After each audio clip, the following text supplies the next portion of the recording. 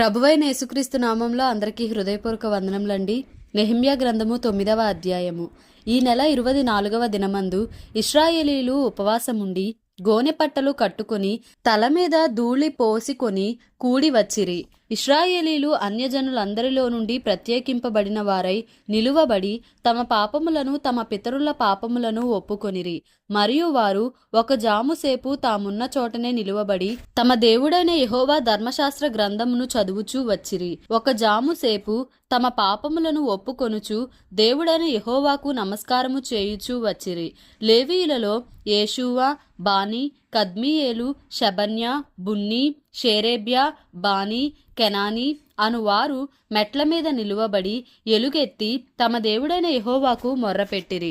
అప్పుడు లేవీయులైన యేషూవ, కద్మీయేలు, Bani, హషబ్నయా, Sherebiah, హోదీయా, షెబన్యా, Pethahiah అనువారు నిలువబడి నిరంతరము మీకు దేవుడైయున్న యెహోవాను స్తుతించుడని చెప్పి ఈలాగు స్తోత్రము చేసిరి. సకల ఆశీర్వచన స్తోత్రములకు మించిన నీ ఘనమైన నామము స్తుతింపబడునుగాక. నీవే అద్వితీయుడవైన యెహోవా, నీవే ఆకాశమును మహాకాశములను వాటి సైన్యమును, భూమిని దానిలో ఉండునది అంతటిని, సముద్రములను వాటిలో ఉండునది అంతటిని సృజించి వాటినన్నిటినీ కాపాడువాడవు. ఆకాశ సైన్యమంతయు నీకే నమస్కారము చేయుచున్నది. దేవా యెహోవా, అబ్రామును ఏర్పరచుకొని కల్దీల ఊరు అను స్థలము నుండి యువతలకు అతని రప్పించి అతనికి అబ్రాహామను పేరు పెట్టిన వాడవు నీవే. అతడు నమ్మకమైన మనస్సుగల వాడని ఎరిగి కనానీయులు, హిత్తీయులు, అమోరీయులు, పెరిజ్జీయులు, యెబూసీయులు, గిర్గాషీయులు అనువారి దేశమును అతని సంతతి వారికిచ్చునట్లు అతనితో నిబంధన చేసిన వాడవు నీవే. నీవు నీతిమంతుడవై ఉండి నీ మాట చొప్పున జరిగించితివి. ఐగుప్తులో మా పితరులు పొందిన శ్రమను నీవు చూచితివి. ఎర్ర సముద్రమునొద్ద వారి మొర్రను నీవు వింటివి. ఫరోయు అతని దాసులందరును అతని దేశపు జనులందరును వారి ఎడల బహు గర్వముగా ప్రవర్తించిరని నీకు తెలియగా నీవు వారి ఎదుట సూచక క్రియలను మహత్కార్యములను చూపించితివి.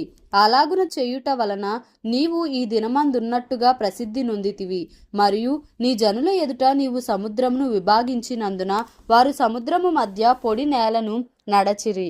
ఒకడు లోతు నీట రాయి వేసినట్లు వారిని తరిమిన వారిని అగాధ జలములలో నీవు పడవేసితివి. ఇదియుగాక పగటి కాలమందు మేఘస్తంభములో ఉండిన వాడవును, రాత్రి కాలమందు వారు వెళ్ళవలసిన మార్గమున వెలిగించుటకై అగ్ని స్తంభములో ఉండిన వాడవును అయి ఉండి వారిని తోడుకొని పోతివి. సీనాయి పర్వతము మీదికి దిగివచ్చి ఆకాశము నుండి వారితో మాటలాడి వారికి నీతియుక్తమైన విధులను, సత్యమైన ఆజ్ఞలను, మేలుకరములైన కట్టడలను, ధర్మములను నీవు దయచేసితివి. వారికి నీ పరిశుద్ధమైన విశ్రాంతి దినమును ఆచరింపనాజ్ఞ ఇచ్చి నీ దాసుడైన మోషే ద్వారా ఆజ్ఞలను, కట్టడలను, ధర్మశాస్త్రమును వారికి నియమించితివి. వారి ఆకలి తీర్చుటకు ఆకాశము నుండి ఆహారమును, వారి దాహము తీర్చుటకు బండలో నుండి ఉదకమును తెప్పించితివి. వారికి ప్రమాణము చేసిన దేశమును స్వాధీనపరచుకొనవలెనని వారికి ఆజ్ఞాపించితివి. అయితే వారును మా పితరులను గర్వించి లోబడనొల్లక నీ ఆజ్ఞలకు చెవియొగ్గకపోయిరి. వారు విధేయులగుటకు మనస్సు లేనివారై తమ మధ్య నీవు చేసిన అద్భుతములను జ్ఞాపకము చేసి కొనక తమ మనస్సును కఠినపరచుకొని తాముండి వచ్చిన దాస్యపు దేశమునకు తిరిగి వెళ్ళుటకు ఒక అధికారిని కోరుకొని నీ మీద తిరుగుబాటు చేసిరి. అయితే నీవు క్షమించుటకు సిద్ధమైన దేవుడవును, దయా వాత్సల్యతలు గలవాడవును, దీర్ఘశాంతమును బహుకృపయు గలవాడవునై ఉండి వారిని విసర్జింపలేదు.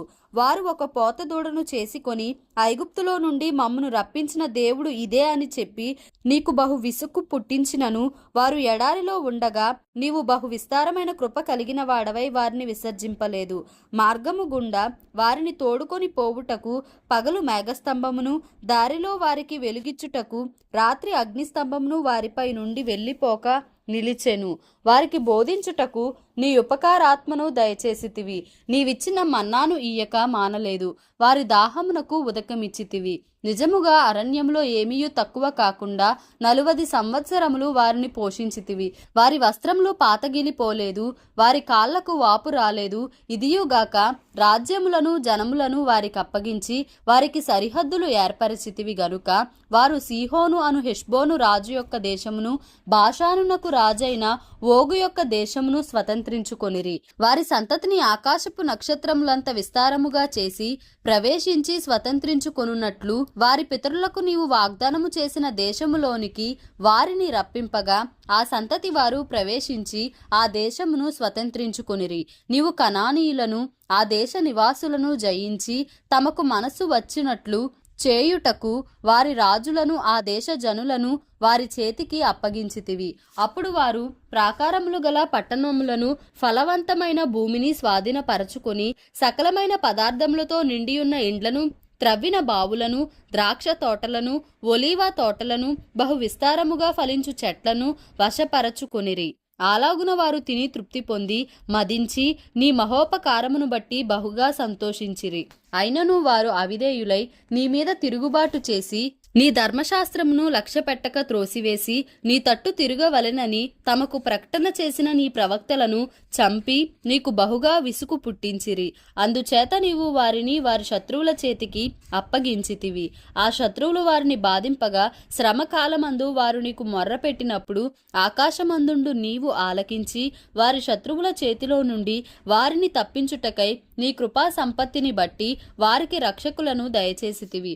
వారు నెమ్మది పొందిన తరువాత నీ ఎదుట మరలా ద్రోహులు కాగా నీవు వారిని వారి శత్రువుల చేతికి అప్పగించితివి. వీరు వారి మీద అధికారము చేసిరి. వారు తిరిగి వచ్చి నీకు మొర్రపెట్టినప్పుడు ఆకాశమందుండు నీవు ఆలకించి నీ కృప చొప్పున అనేక మారులు వారిని విడిపించితివి.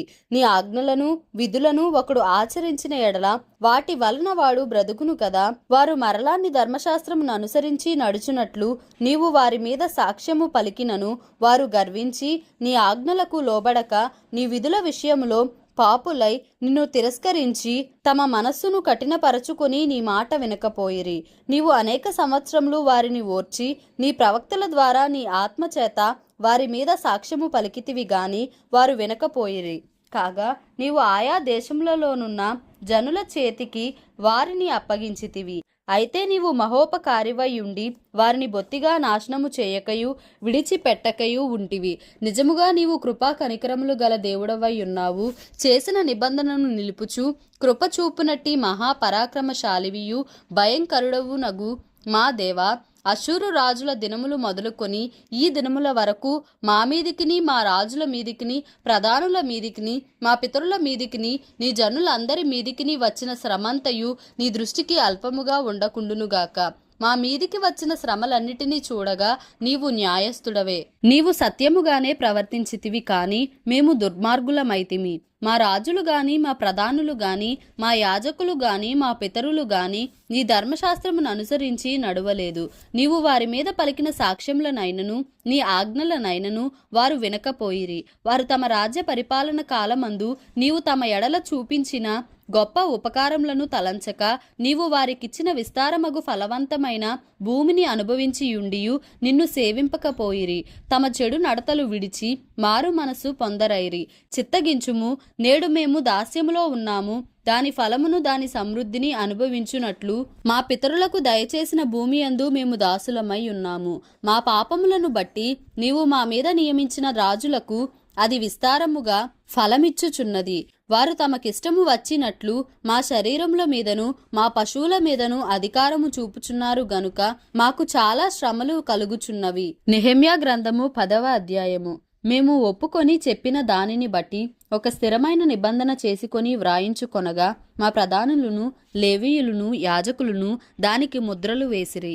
దానికి ముద్రలు వేసిన వారెవరనగా అధికారియగు హకల్యా కుమారుడైన నెహెమ్యా, సిద్కియా, షెరాయా, అజర్యా, ఇర్మియా, పషూరు, అమర్యా, మల్కియా, హట్టూషు, షబన్యా, మల్లూకు, హారిము, మెరేమోతు, ఓబద్యా, దానియేలు, గిన్నెతోను, బారూకు, మెషుల్లాము, అబీయా, మియామిను, మయజ్యా, బిల్గయి, షమయ వీరందరూ యాజకులుగా ఉండువారు.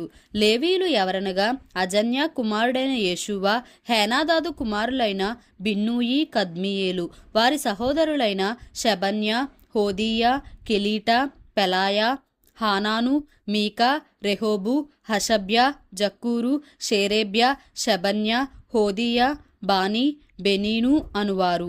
జనులలో ప్రధానులెవరనగా పరోషు, పహత్ మోయాబు, ఏలాము, జత్తు, బాని, బున్ని, అజ్గాదు, బేబై, అదోనియా, బిగ్వయి, ఆదీను, అటేరు, హిజ్కియా, అజ్జూరు, హోదియా, హాషుము, బేజయి, హారిపు, అనాతోతు, నేబై, మగ్పియాషు, మెషుల్లాము, హెజీరు, మెషేజబెయేలు, సాదోకు, యద్దూవా, పెలట్య, హానాను, అనాయ, హోషేయ, హనన్య, హషూబు, హల్లోహేషు, పిల్హా, షోబేకు, రెహూము, హషబ్న, మయషేయ, అహియా, హానాను, ఆనాను, మల్లూకు, హారిము, బయనా అనువారు. అయితే జనులలో మిగిలిన వారు అనగా దేవుని ధర్మశాస్త్రమునకు విధేయులగునట్లు దేశపు జనులలో ఉండకుండా తమ్మును తాము వేరుపరచుకొనిన యాజకులు, లేవీయులు, ద్వారపాలకులు, గాయకులు, నెతీనీయులు అందరును దేవుని దాసుడైన మోషే ద్వారా నియమించబడిన దేవుని ధర్మశాస్త్రమును అనుసరించి నడుచుకొనుచు మన ప్రభువైన యెహోవా నిబంధనలను కట్టడలను ఆచరించుదుమని శపథము పూని ప్రమాణము చేయుటకు కూడిరి. వారి భార్యలు, వారి కుమారులు, వారి కుమార్తెలు తెలివియు బుద్ధియు గలవారెవరో వారును ఈ విషయములో ప్రధానులైన తమ బంధువులతో కలిసిరి. మరియు మేము దేశపు జనులకు మా కుమార్తెలను ఇయ్యకయు వారి కుమార్తెలను మా కుమారులకు పుచ్చుకొనకయు నుందుమనియు దేశపు జనులు విశ్రాంతి దినమందు అమ్మకపు వస్తువులనే గాని భోజన పదార్థములనే గాని అమ్ముటకు తెచ్చిన ఎడల విశ్రాంతి దినమున గాని పరిశుద్ధ దినములలో గాని వాటిని కొనకుందుమనియు 7వ సంవత్సరమున విడిచిపెట్టి ఆ సంవత్సరంలో బాకీదారుల బాకీలు వదిలివేయుదుమనియు నిర్ణయించుకొంటిమి. మరియు మన దేవుని మందిరపు సేవ నిమిత్తము ప్రతి సంవత్సరము తులము వెండిలో 3వ వంతు ఇచ్చదమని నిబంధన చేసుకొంటిమి. సవరింపబడిన రొట్టె విషయములోను, నిత్య నైవేద్యము విషయములోను, నిత్యము అర్పించు దహనబలి విషయములోను, విశ్రాంతి దినముల విషయములోను, అమావాస్యల విషయములోను, నిర్ణయింపబడిన పండుగల విషయములోను, ప్రతిష్ఠితములైన వస్తువుల విషయములోను, ఇశ్రాయేలీలకు ప్రాయశ్చిత్తము కలుగుటకైన పాప పరిహారార్థ బలుల విషయములోను, మన దేవుని మందిరపు పని అంతటి విషయములోను అలాగుననే నిర్ణయించుకొంటిమి. మరియు మా పితరుల ఇంటి మర్యాద ప్రకారము ప్రతి సంవత్సరమును నిర్ణయించుకొనిన కాలములలో ధర్మశాస్త్ర గ్రంథమందు వ్రాసి ఉన్నట్టు మా దేవుడైన యెహోవా బలిపీఠము మీద దహింపజేయుటకు యాజకులలోను, లేవీయులలోను, జనులలోను కట్టెల అర్పణమును మా దేవుని మందిరంలోనికి ఎవరు తేవలనో వారును చీట్లు వేసుకొని నిర్ణయించుకొంటిమి. మరియు మా భూమి యొక్క ప్రథమ ఫలములను, సకల వృక్షముల ప్రథమ ఫలములను ప్రతి సంవత్సరము ప్రభువు మందిరమునకు మేము తీసుకొని వచ్చినట్లుగా నిర్ణయించుకొంటిమి. మా కుమారులలో జ్యేష్ఠపుత్రులు మా పశువులలో తొలిచూలులను ధర్మశాస్త్ర గ్రంథమందు వ్రాయబడినట్టు మా మందలలో తొలిచూలులను మన దేవుని మందిరంలో సేవ చేయు యాజకుల యొద్దకు మేము తీసుకొని వచ్చునట్లుగా నిర్ణయించుకొంటిమి. ఇదియుగాక మా పిండిలో ప్రథమ ఫలము, ప్రతిష్టార్పణలు, సకల విధమైన వృక్షముల ఫలములు, ద్రాక్షారసము, నూనె మొదలైన వాటిని మా దేవుని మందిరపు గదులలోనికి యాజకుల యొద్దకు తెచ్చునట్లుగాను, మా భూమి పంటలో 10వ వంతును లేవీయుల యొద్దకు తీసుకొని వచ్చునట్లుగా ప్రతి పట్టణములోనున్న మా పంటలో 10వ వంతును ఆ లేవీయులకు ఇచ్చునట్లుగాను నిర్ణయించుకొంటిమి. లేవీయులు ఆ 10వ వంతును తీసుకుని రాగా అహరోను సంతతి వాడైన యాజకుడు ఒకడు వారితో కూడా ఉండవలెననియు 10వ వంతులలో 1 వంతు లేవీయులు మా దేవుని మందిరంలో ఉన్న ఖజానా గదులలోనికి తీసుకొని రావలెననియు నిర్ణయించుకొంటిమి. ఇశ్రాయేలీయులను, లేవీయులను ధాన్యమును, క్రొత్త ద్రాక్షారసమును, నూనెను తేగా సేవ చేయు యాజకులను, ద్వారపాలకులను, గాయకులను వాటిని తీసుకొని ప్రతిష్ఠితములగు ఉపకరణములుండు మందిరపు గదులలో ఉంచవలెను. మా దేవుని మందిరమును మేము విడిచిపెట్టము. నెహెమ్యా గ్రంథము 11వ అధ్యాయము. జనుల అధికారులు యెరూషలేములో నివాసము చేసిరి. మిగిలిన జనులు పరిశుద్ధ పట్టణమగు యెరూషలేమునందు 10 మందిలో ఒకడు నివసించున్నట్లును మిగిలిన 90 వేరు పట్టణములలో నివసించున్నట్లును చీట్లు వేసిరి. యెరూషలేములో నివసించుటకు సంతోషముగా ఒప్పుకొనిన వారిని జనులు దీవించిరి. యెరూషలేములో నివాసము చేసిన రాజ్యపు ప్రధానులు వీరే. యూదా పట్టణములలో ఎవరి స్వాస్థ్యములో వారు నివసించుచుండిరి. వారెవరనగా ఇశ్రాయేలీయులను, యాజకులను, లేవీయులను, నెతీనీయులను, సొలొమోను యొక్క దాసుల వంశస్థులను నివాసము చేసిరి. మరియు యెరూషలేములో యూదులలో కొందరును బెన్యామీనీలలో కొందరును నివసించిరి. యూదులలో ఎవరనగా జకర్యాకు పుట్టిన ఉజ్జియా కుమారుడైన అతాయా, ఇతడు షెఫట్యకు పుట్టిన అమర్యా కుమారుడు. వీడు షెఫట్యకు పుట్టిన పెరెసు వంశస్థుడగు మహలలేలు కుమారుడు. మరియు షిలోనికి పుట్టిన జకర్యా కుమారునికి పుత్రుడైన యోయారీబు కనిన అదాయా కుమారుడైన హజాయాకు కొల్హోజెకు పుట్టిన బారూకు కుమారుడైన మయషేయ నివసించెను. యెరూషలేంలో నివాసము చేసిన పెరుసు వంశస్థులందరూ బలవంతులైన 460 మండుగురు. బెన్యామీనీలలో ఎవరనగా యోవేదు, పెదాయ, కోలాయ, మయషేయ, ఈతీయేలు, యషయ అను పితరుల వరుసలో మెషుల్లాము కుమారుడైన సల్లు, అతని తరువాత గబ్బయి, సల్లయి, వీరందరూ 920 మండుగురు. జిక్రి కుమారుడైన యోవేలు వారికి పెద్దగా ఉండెను. సెనూయా కుమారుడైన యూదా పట్టణము మీద 2వ అధికారి అయి ఉండెను. యాజకులలో ఎవరనగా యోయారీబు కుమారుడైన యదాయాయు, యాకీనును, షరాయా దేవుని మందిరంనకు అధిపతి అయి ఉండెను. ఇతడు మెషుల్లాము, సాదోకు, మెరాయోతు, అహీటూబులను పితరుల వరుసలో హిల్కియాకు పుట్టెను. ఇంటి పని చేసిన వారి సహోదరులు 822. మరియు పితరులైన మల్కియా, పషూరు, జకర్యా, అంజీ, పెలల్యాల వరుసలో యెరోహామునకు పుట్టిన అదాయ. పెద్దలలో ప్రధానులైన ఆ అదాయ బంధువులు 242. మరియు ఇమ్మేరు, మెషిల్లెమోతు, అహజయ్యను పితరుల వరుసలో అజరేలునకు పుట్టిన అమషయి. బలవంతులైన వారి బంధువులు 120 మండుగురు. వారికి జబ్దియేలు పెద్దగా ఉండెను. ఇతడు గనులైన వారిలో ఒకని కుమారుడు. లేవీలలో ఎవరనగా షమయ, ఇతడు బున్నీకి పుట్టిన హషబ్యా కన్య అజ్రీకాము కుమారుడైన హషూబునకు పుట్టినవాడు. లేవీలలో ప్రధానులైన వారిలో షబ్బెతయిను, యోజాబాదును దేవుని మందిర బాహ్య విషయములో పై విచారణ చేయు అధికారము పొందిరి. ఆసాపు కుమారుడైన జబ్దికి పుట్టిన మేకా కుమారుడైన మత్తన్య ప్రార్థనా స్తోత్రముల విషయంలో ప్రధానుడు. తన సహోదరులలో బక్బుక్యాయును, యదూతూను కుమారుడైన గాలాలునకు పుట్టిన షమ్మూయా కుమారుడైన అబ్దాయును ఈ విషయములో అతని చేతి క్రింది వారు. పరిశుద్ధ పట్టణంలో ఉన్న లేవీయులందరూ 284. ద్వారపాలకులైన అక్కూబు, టల్మోను, గుమ్మములు కాయువారును 172. ఇశ్రాయేలీలలో శేషించిన యాజకులు, లేవీయులు మొదలైన వారు యూదా పట్టణములన్నిటిలో ఎవరి స్వాస్థ్యములో వారు ఉండిరి. నెతీనీయులు ఓపెలులో నివసించిరి. జీహాయు, గిష్పాయును నెతీనీయులును ప్రధానులు. యెరూషలేములో ఉన్న లేవీయులకు మేకాకు పుట్టిన మత్తన్యా కుమారుడైన హషబ్యా కనిన బానీ కుమారుడైన ఉజ్జీ ప్రధానుడు. ఆసాపు కుమారులలో గాయకులు దేవుని మందిరం యొక్క పని మీద అధికారులు. వారిని గూర్చిన విధి ఏదనగా గాయకులు వంతుల ప్రకారము ఒప్పందము మీద తమ పని చేయవలెను. లేవీయులు రాజు యొక్క ఆజ్ఞను బట్టి దినక్రమేణా జరుగు పనులు చూడవలెను. మరియు యూదా దేశస్థుడగు జరహు వంశస్థుడైన మెషేజబెయేలు కుమారుడగు పెతహయ జనులను గూర్చిన సంగతులను విచారించుటకు రాజునొద్ద ఉండెను. వాటి పొలములలోనున్న పల్లెలు చూడగా యూదా వంశస్థులలో కొందరు కిరియతర్బాలోను దానికి సంబంధించిన పల్లెలలోను, దీబోనులోను దానికి సంబంధించిన పల్లెలలోను, యకబ్జయేలులోను దానికి సంబంధించిన పల్లెలలోను, యేషువలోను, మెలాదాలోను, బేత్పెలెతులోను, హజర్షువలులోను, బేర్షెబాలోను దానికి సంబంధించిన పల్లెలలోను, సిక్లగులోను, మెకోనాలోను దానికి సంబంధించిన పల్లెలలోను, ఏన్ రిమ్మోనులోను, జొర్యాలోను, యర్మూతులోను, జానోహలోను, అదుల్లాములోను వాటికి సంబంధించిన పల్లెలలోను, లాకీషులోను దానికి సంబంధించిన పొలములలోను, అజేకాలోను దానికి సంబంధించిన పల్లెలలోను నివసించిన వారు. మరియు బేర్షెబా మొదలుకొని హిన్నోము లోయ వరకు వారు నివసించిరి.